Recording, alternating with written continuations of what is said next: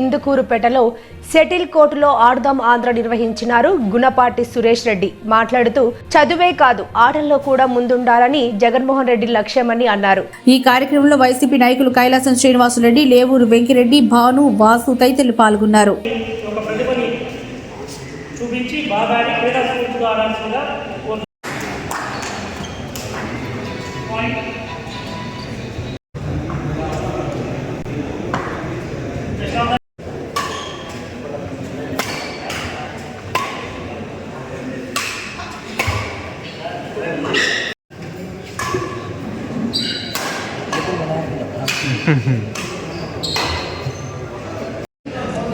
ప్రతిష్టాత్మకంగా ఆడదాం ఆంధ్ర ప్రోగ్రాం నిర్వహిస్తుంది.